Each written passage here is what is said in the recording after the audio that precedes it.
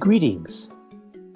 My name is Francisco Aragon, and I direct Letras Latinas, the literary initiative at the University of Notre Dame's Institute for Latino Studies. Welcome to Curated Conversations, a Latinx poetry show. Today's program features Benjamin Garcia in conversation with Dana Levin, discussing Benjamin's book, Thrown in the Throat, winner of the National Poetry Series.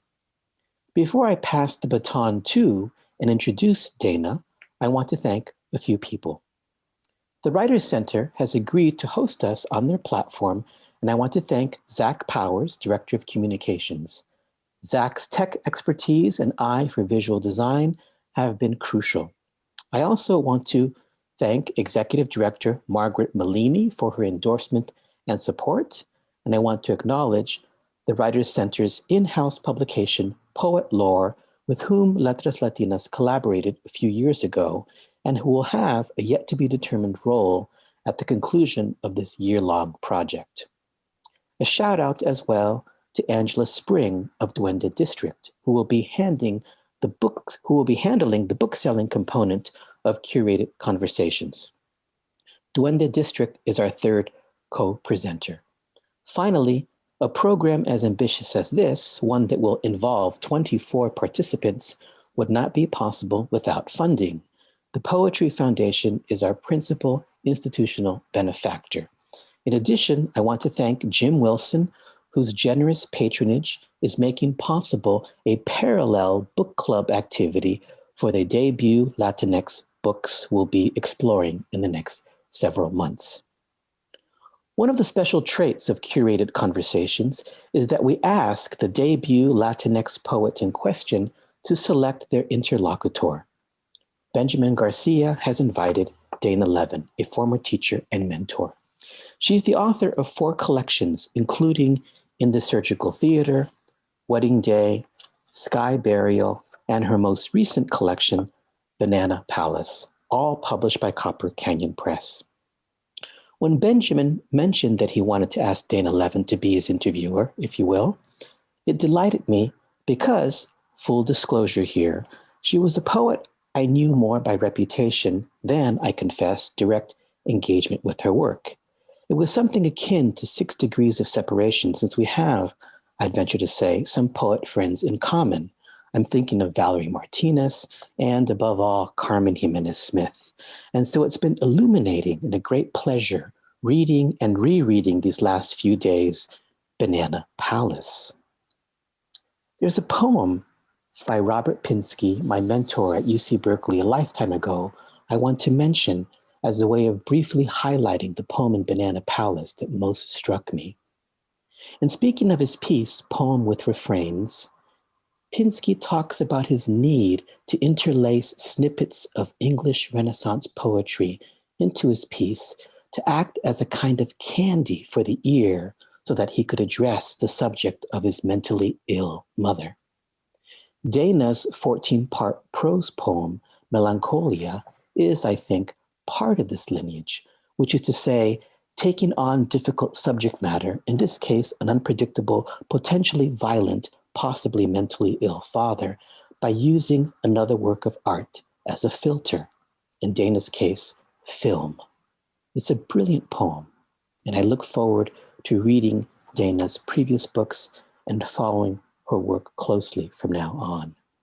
I'd like to wind this down with a quote of Dana's from an interview in the Kenyon Review with G.C. Waldrip, which might be one way to glean her poetics. She writes, "The image is a message.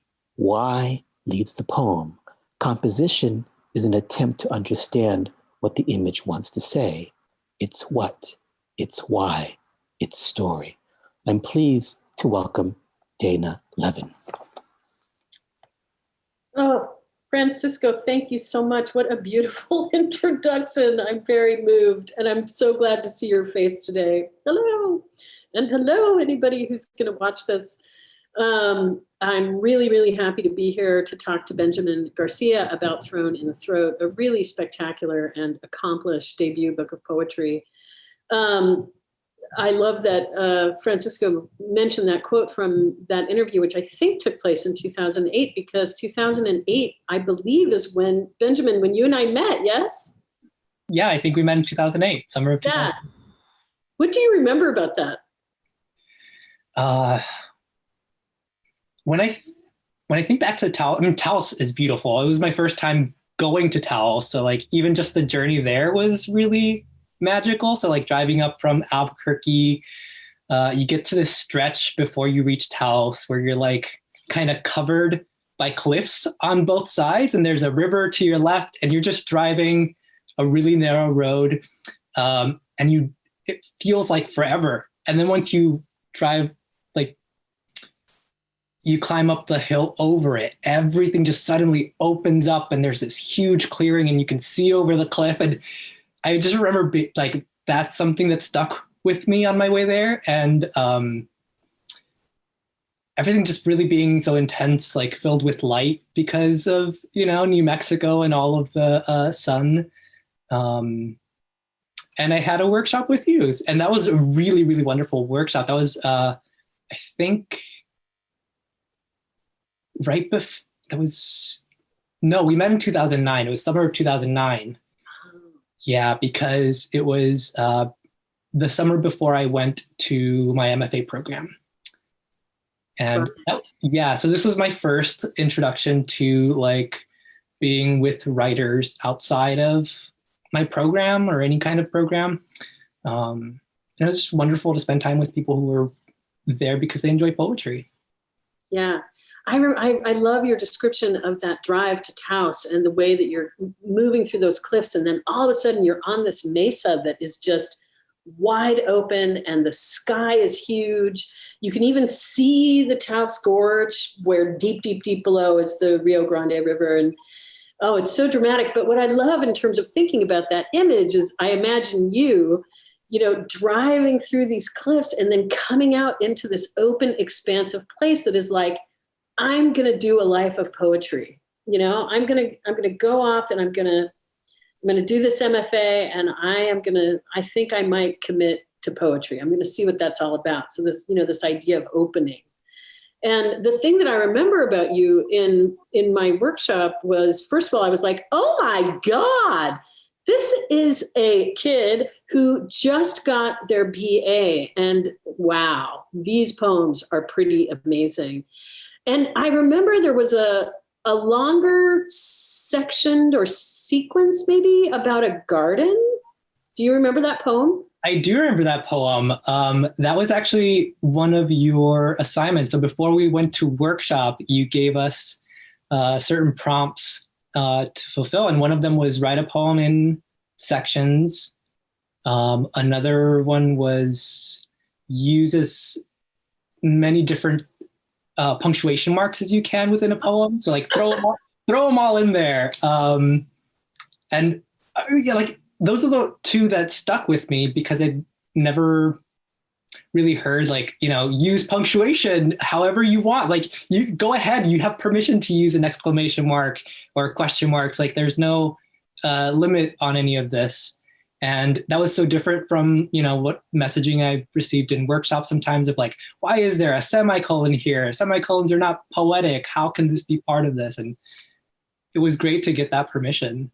Well, it's interesting that you mentioned that because one of the questions I had here that I wanted to talk to you about was the use of the slashes in Thrown in the Throat. And it's actually the last question in my here, but maybe it relates. And also, in terms of thinking about punctuation as a way of enhancing vocalization, like different ways of speaking.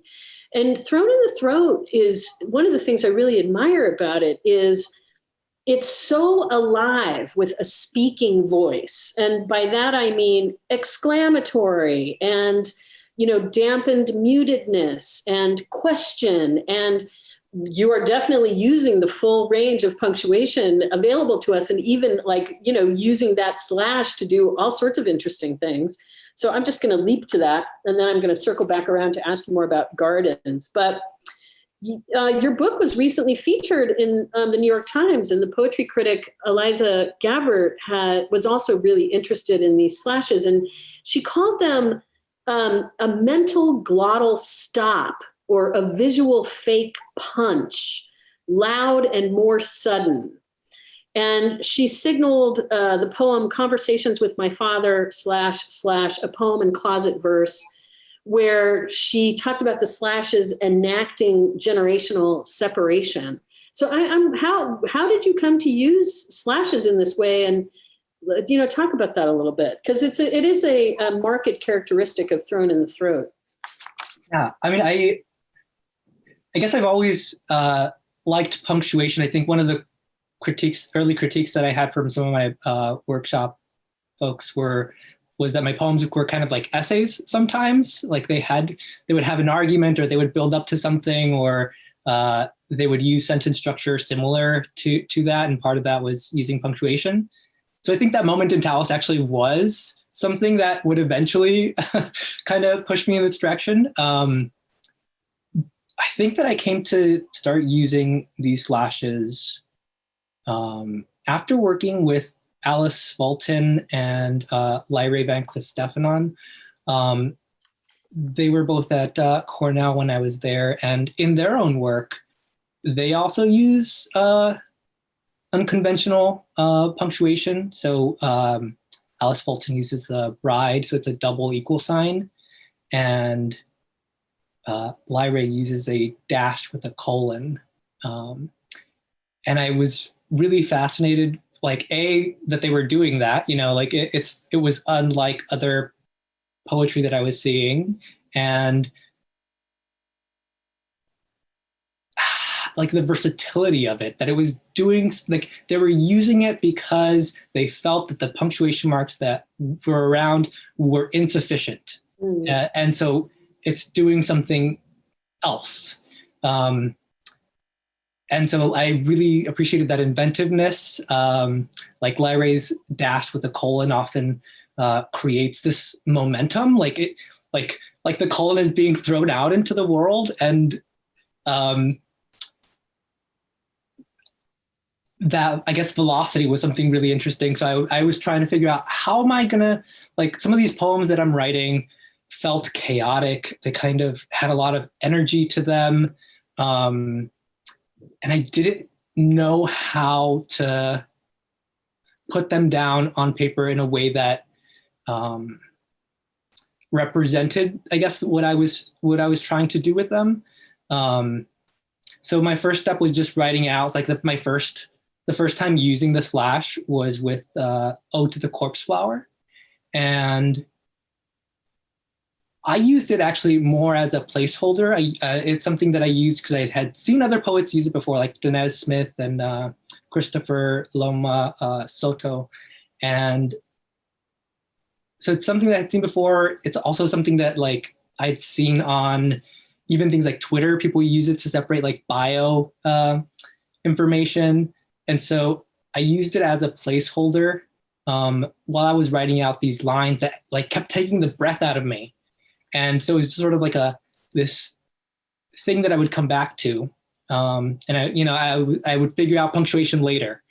And it was kind of great. Like, it gave me something else that was different and actually fit in so well with the poems, because not having, like, traditional punctuation in them removed sometimes traditional expectations.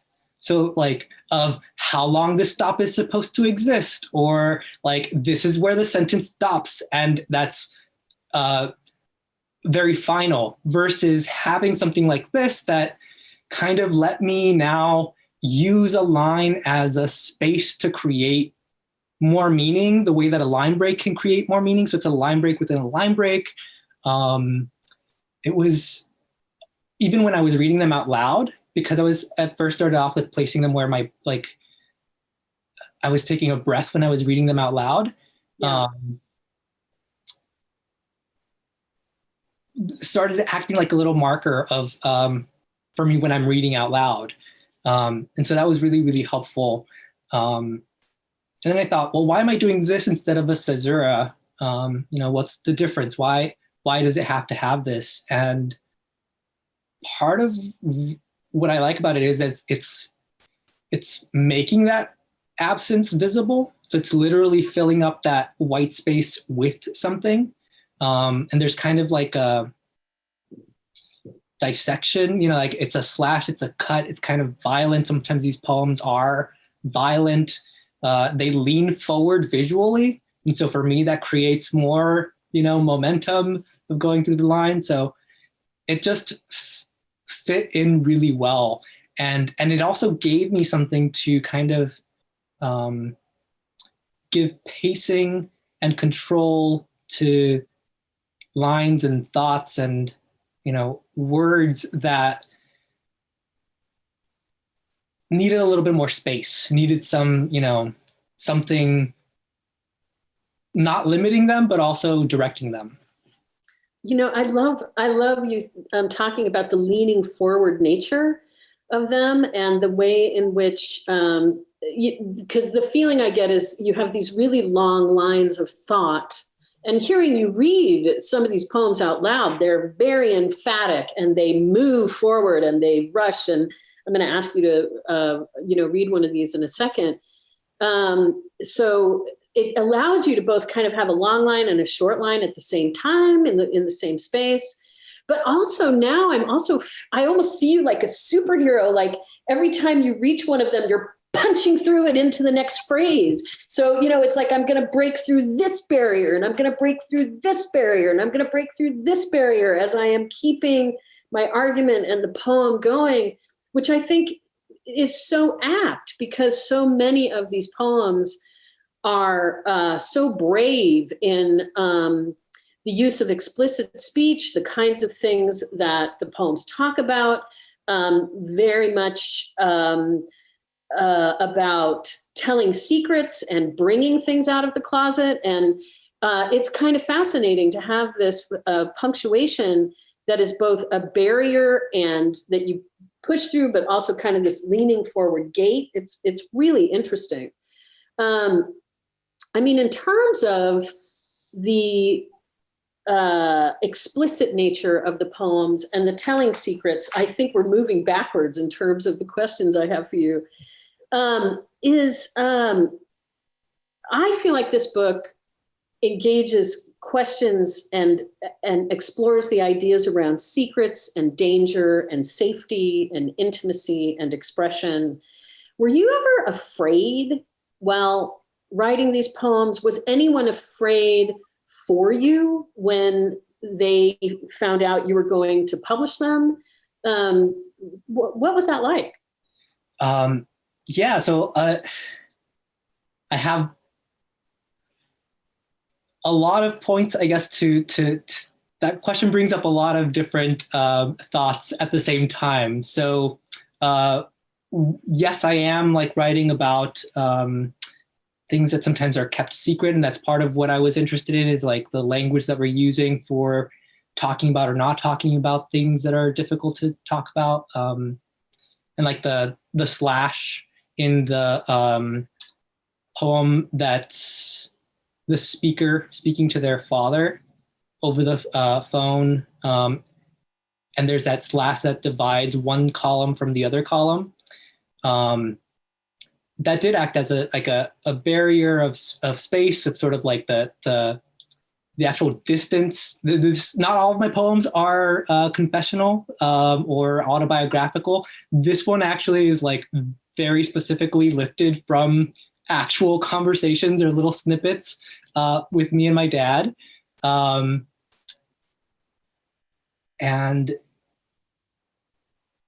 so I was worried about this,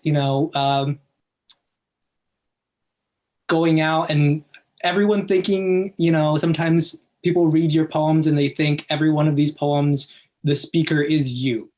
So that was one of my concerns. That's one of the things I was afraid of. And in that poem, it's definitely the case, but it's not true for all of them. And then I just had to, become okay with that. Like, if I really, believe in like sex positivity, if I believe in the things that I'm writing, like why would it bother me for someone to think that this speaker is coming, that I am the speaker? And so that's something that helped me get over that. I was worried about, I don't know, writing about sex, like who's going to publish this, right? Like, if I publish all of these poems, will I be embarrassed by them later? Like, what happens when I'm in a different stage of my career, or if I'm trying to apply to a academic job? Like, would this be something that they'd be open to? So that I had, these thoughts that really, they don't have anything to do with poetry. And so removing them gave me that permission to really find where these poems were going, and just let them do that and follow some instincts, and I guess face some of those secrets, or some of those like things that are hard to talk about, and sometimes doesn't paint either the speaker or the family members or whoever's being addressed in the most positive light. And so part of me was like, oh no, like if someone in my family sees this, what will they think? Because this isn't necessarily them, right? Like I might be writing about a version or like something that inspired this poem, but then it becomes something else. But now will my brother think that this is how I feel about him, or will my dad, or like, whoever. Can I ask you, has anybody in your family read the book and told you their reactions? My brother is the only one that I know of for sure who's read it. And my uncle.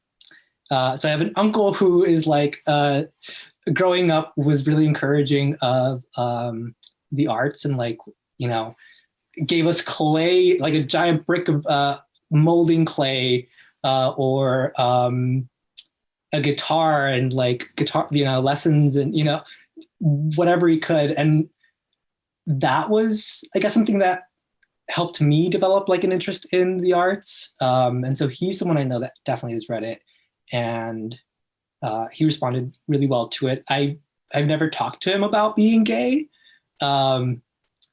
but his response to the book was really positive. And so now I think that, might be a conversation that we have at some point. Or with my brother, most of my family either speak Spanish, so they're not going to have access to this book in the same way, or are, not really very interested in reading necessarily. So it was kind of liberating to know that, because I could write like all of these poems. I could put all whatever words and language I wanted in there, and I wasn't so afraid of them, it reaching them. Now that it's a book, it has more of that possibility, because now, maybe my uncle starts telling my aunt, and they buy this book that has me saying, using language that I normally wouldn't use around them, or that they might not have the same kind of sensibilities and openness to. My brother is the only one that I know who's read it, other than my uncle, and he responded really well to it. We grew up not being very communicative of like our emotions or our needs, or any of that stuff, and that's something that we had to learn as adults. And so even just getting like a congratulations from him is really meaningful, because when I graduated from university, I was the first person to graduate from my university, and really no one in my family congratulated me. Like, congratulations was not a word that was used. When my brothers received the job that they wanted, or received a promotion, it was hard to express those things. And I guess that's part of why I'm interested in language, is how we use it to communicate, or the failures of language, limitations of it. Yeah. I was the first person in my family to go to college. And I was definitely the first person in my family who cared about poems and, wrote poetry. And there was both a liberating and lonely component to having a life in poetry that I knew that my family was not going to quite share. And actually, a reading I gave very early in my career, my aunt and my mother both came. And when it was over, my mother looked at my aunt told me later, and said, I just don't know how I fit in her life anymore. As if my doing this meant that somehow I was, entering some space where I was leaving my family behind, which was both liberating and lonely. Have you ever had those feelings in terms of that dynamic? I have, yeah. I think when I graduated from university and I applied to graduate school, again, being the first person in my family to receive a graduate degree, the response from both of my parents was kind of like, is this usual? Like, why are you doing this? You've already received your degree. I thought you'd be staying around, or can you do that here? Or their expectations of wanting to be closer to me, because I would be moving away, but probably also them feeling like, yeah, this is another distance being placed between us. But I'm glad that I did that. It's part of what allowed me to write these poems. I think that as much as I love my family, sometimes being close to them is not always the healthiest thing, either because I'm trying to give too much or because things can be overwhelming. So it was. Yeah. Well, that's the amazing thing about poetry, right? It gives you a secret room, right? In which to be yourself and say exactly what you want to say. And because we work so often with image and metaphor and surrealism and all that kind of stuff, there's a way in which poetry lets you say without speaking in a weird sort of way. You get to both say and not say at the same time, or you get to say and sort of hide at the same time behind the persona. I found it really psychologically, perfect in terms of my own stuff. But I want to ask you about your relationship with writing poems in English. And I'm wondering if you would read all or some of the first, there's a number of poems in the book called The Language in Question. And I'm wondering if you would either read part or all of the very first Language in Question poem in the book, just as a way for us to get into the topic. Sure. So this is part of the series that share the same title of The Language in Question. And it uses the slash. So the language in question. The language in question is criminal. Like a shark, it ate a license plate, and it ate the shark. Well, the fins it poached anyway. It gorges like a gorge, the river flowing like a scarf some magician just keeps pulling. It ate away the deposits of clay. Like a sinkhole, the language in question ate a chateau and the family inside. It pickpockets the stranger with gusto. It barters with bards, pays in counterfeit. Money is no object. The tongue desires, the language acquires. The language in question likes conquest. Moves west because it hungers like locusts, like the larvae of the caddisfly. This tongue makes a shell of what it pilfered. It's the apex predator in the food pyramid. It ransacked the pyramids, tours the spoils of theft to the country of origin, but only on loan.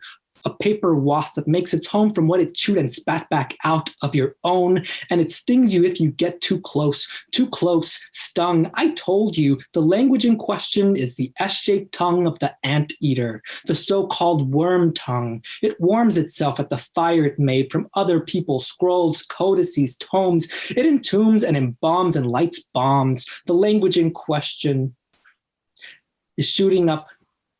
The language in question thinks it's Billy the Kid. The language in question is shooting up the saloon. The language in question is shooting up meth, dope, coke. Whatever's on hand is the drug of choice. The language in question is corrupt. It's poison and salve, savage and sage. It's honeysuckle and bitter oleander. Only a lawyer could make sense of it and sell it to the highest bidder. Like a snake that ate a parrot whole, spits out the bright feathers, without a bird to hold them together. That's what it's like when the accent doesn't even come close. The language gets twisted, the tongue gets tired. I bet it's kinky and likes to be tied, likes every bit of itself bit. This tongue bids adieu, hold in the mouth, adios, amigos. Mm. Can you talk about these poems, the language in question, and being bilingual and all of that? So this is the second poem that I wrote that was titled "The Language in Question." The first one is actually the second one that appears in the book, and it ends with basically saying, F you to anyone who thinks like you can't have these words or this language in these poems because they're not poetic or it's not proper or like whatever. And it's a poem that let me be okay with writing the rest of this. Like it was necessary for me to put it down in a concrete way and just say like, I'm going to do this, and declaring that, having that out there was really, again, liberating. And so that language in question, that poem itself, the title is lifted from part of the poem. And so that was the first one. And then there was more to this. I knew like there was other things that I wanted to explore in the language in question. And so I wrote these other poems that were dealing with language in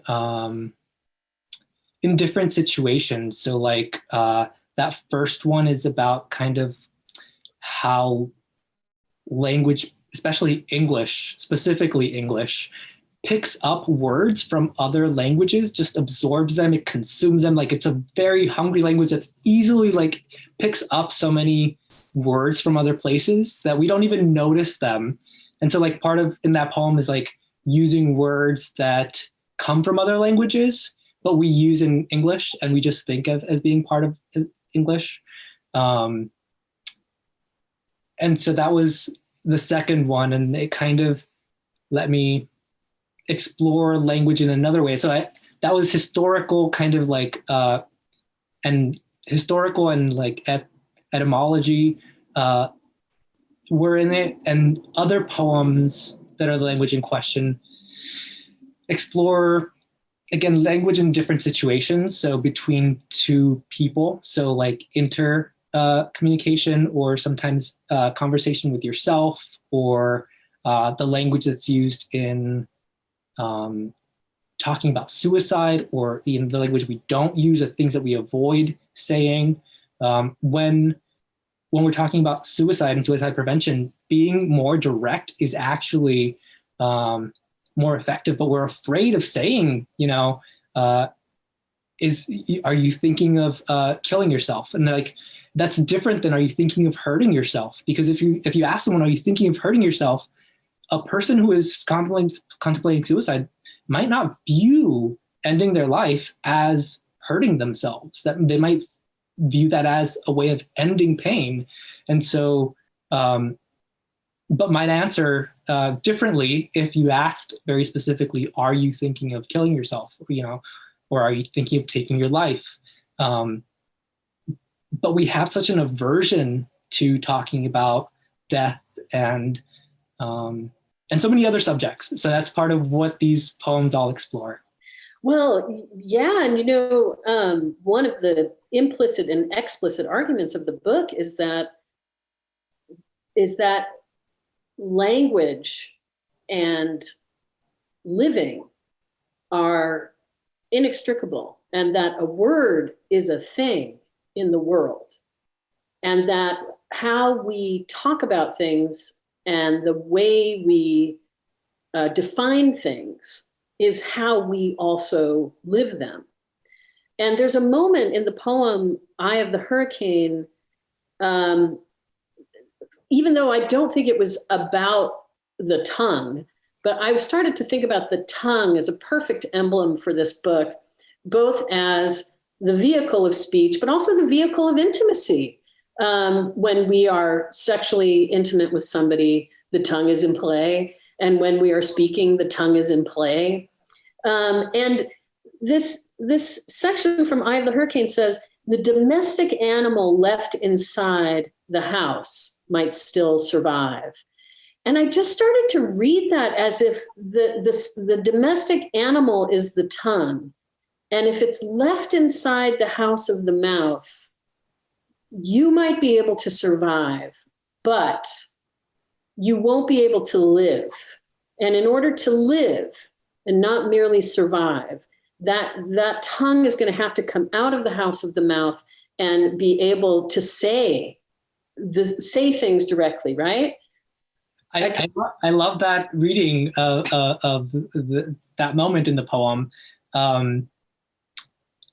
When I first, this is an earlier poem in the book, and when I first tried to put a manuscript together, I titled it Worm Tongue, which is what vermilingua, the scientific name for an anteater, is. And I knew that tongues were important for that same reason, that they are this vehicle of communication, but also intimacy. I mean, just the tongue itself is such a strange concept, like it exists internally, but it interacts with the outside. It's literally the inside of when someone's speaking, you're looking into them. And then you use it, for so many things, whether it's kissing someone or for sex or, eating. Like, it has so many purposes. And that to me was related, to language. So there's a reason that language is also exchangeable for tongue. Like, what's your second tongue? Or like, even language, I think, originates with a reference to tongue. So yeah. Can you read the first stanza of that poem, Eye of the Hurricane, just so we can get a little taste of it? Just the first stanza. Let me pull that up. So, Eye of the Hurricane. Garcia is my common name, but you can call me by my suborder, vermilingua, because my tongue worms into pockets. ¿Quieres ver mi lengua? If you want to keep America, better bolt it down or lock it. Ahí vamos. I love that lengua and America rhymes in this poem. Excellent. All right. So the other thing I really want to make sure we talk about is I want to come back to that first poem I saw from you that took place in a garden. And gardens and flowers seem to be a through line in everything I've seen from you since 2009 in some form. In 2015, West Branch magazine asked me if I would write introductions to two, I think it was definitely emerging. And I totally thought of you, and you sent me poems, and I was so glad to have them.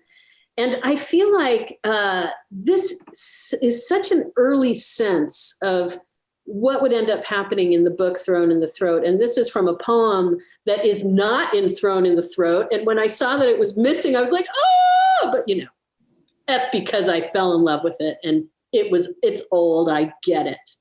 But this moment, where the kala stamen should be a fountain pen shoved in the throat of a lily. That image, the fountain pen shoved in the throat of a lily, just seems like an omen, a prescient visitation. And I said here, the intense beauties and brutal truths in poems that would comprise Thrown in the Throat. Beauty and brutality really dance together throughout this book. Can you talk about that a little bit? And even flowers? Yeah. So side note, I almost titled this book A Fountain Pen Shoved in the Throat of a Lily. It was just a little long. So I was like, it's a really long title. So I ended up backing away from it. But it is an idea that stuck with me from this poem that then informed the poems themselves, of like the violence of colonizing languages that are literally, shoved in the throat, I guess not literally, but are forced upon people. And so there was that violence to it, but also kind of like the sexual implication too, of like something being shoved into a throat, and then of having something that's related to writing, so that pen, and then a lily. Visually, they had something like a similarity to them, and so definitely a thought that stayed with me through writing the rest of these poems. And I think speaks to that beauty and brutality that you were asking about. That it's not one or the other. And that to just focus on one is sort of disingenuous or incomplete. And that I'm not interested in looking away from things that are difficult, or to look at or to speak about. And I guess since we're talking about gardens, it's like Moore's, imaginary gardens with real toads in them.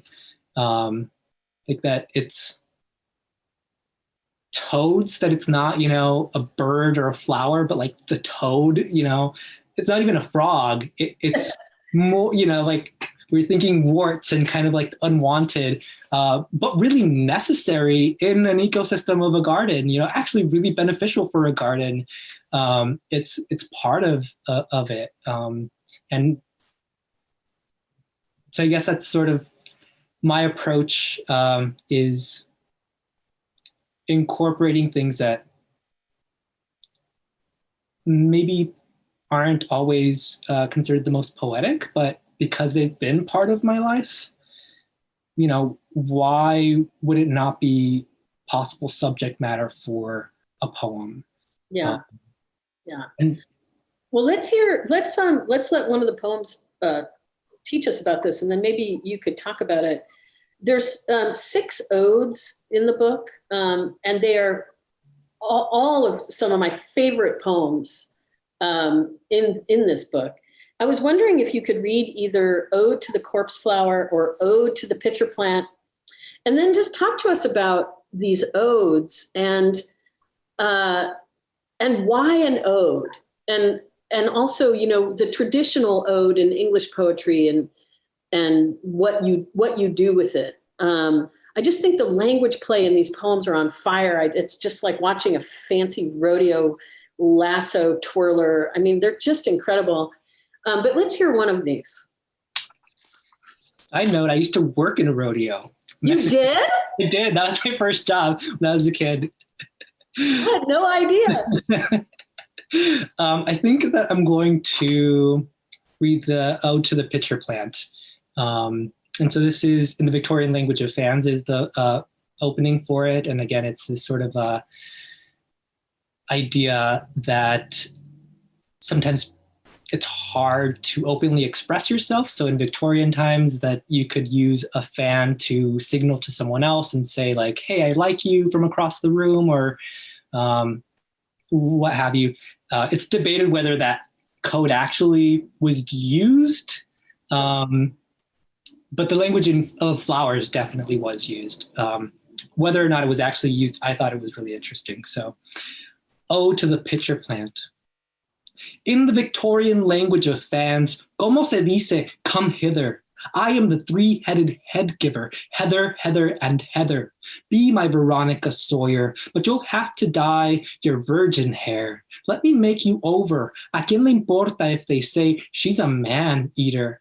They're not wrong about the latter. I expect a booty call later from my wherefore art thou, Romeo? Come use my trellis as a ladder. I am pansexual with omnivore vigor. Make you breakfast the morning after. See me wavering, waving my spade impatiently. For any lad or lass to come shake that ass. Booty bump a bump. Let me whet your appetite with my siren water semen, which is what a man's cum is called. I want a man that comes when called. I want to have a better name for when women climax. Meanwhile, my secret is vaginal secretions, gender fluids, and fluid genders. See how come can mean collapse of distance between objects to the point of overlap until two are one, as is the case with come. Love, in Spanish, those four letters mean come eat. They fold into each other like a hand fan. Come, you're almost skin and bones and meat and legs and wings and carapace. Cara mia, come at your own pace, but come down my throat. Follow your gut to my gut. Come, Narcissus, to your sissy, prissy, boy pussy pitcher. I'll be your catcher too.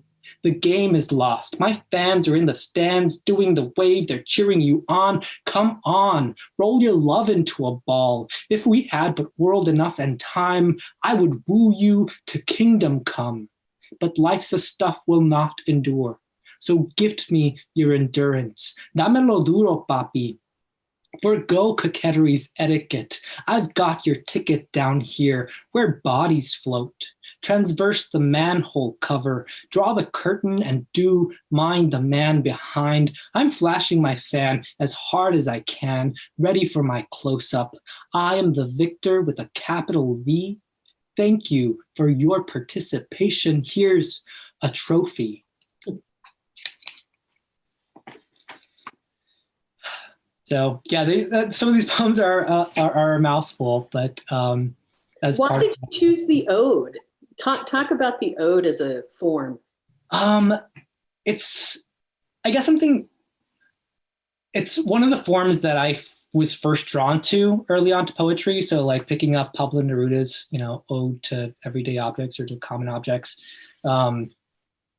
was really formative to me. So it was one of the, because I could read it in Spanish and I could read it in English, and sometimes seeing that difference side by side, or even just seeing this poet viewing an ordinary object in this new way, and to elevate something that is considered low was interesting, and which was different than Keats's odes, right? With loftier language and much bigger topics. And that's considered more traditionally poetic, right? Like that's one of the things you have to learn to be well-rounded in knowing, your poetry history. And so I saw Pablo Neruda doing this thing with ordinary objects. And so I was like, well, let me go lower. Let me go down to the level of the toad, and view it from that perspective and speak from there, because that was, the odes specifically have such a energy to them that's really in your face, but also for me was liberating when I was writing them, because it gave me an outlet. I'm not usually such an outgoing person. It let me be fierce, it let me be all of these things that I, might aspire to it or admire in someone else, but that don't come to me naturally. And so it was a way to sort of, just play and explore that. It kind of felt like I was performing a drag number or something.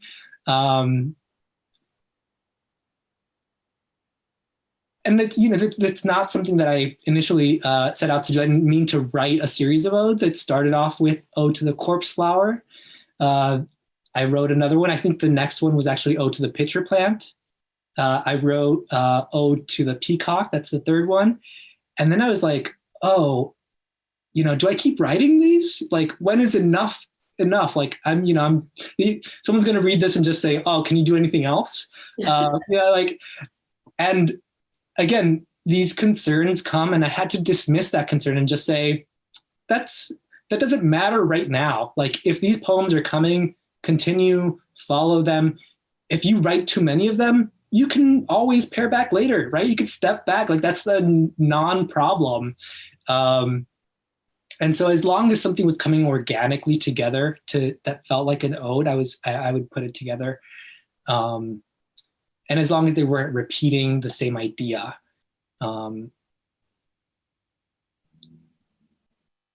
So I didn't mean to write this series of odes, but it happened to come out that way. And it ended up, that and the Language in Question poems, those two series actually are what let me find the structure to my book.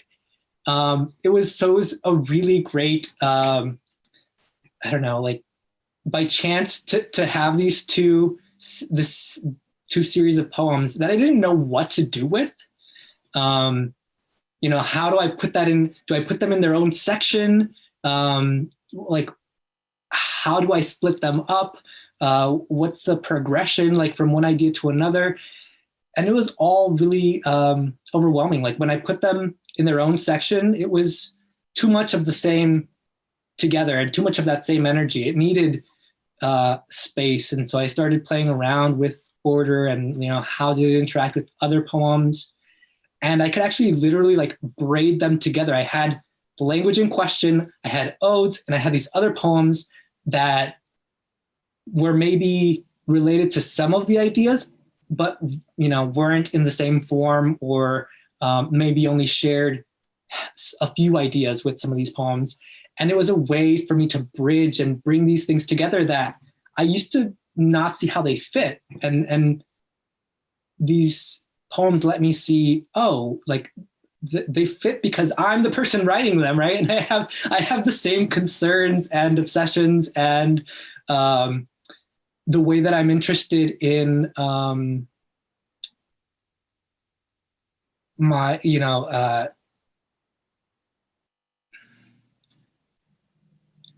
ideas of, for example, sexuality and language, they are connected, right? Like, the way that we talk about sex says a lot about how we feel about sex or what we're comfortable with. And so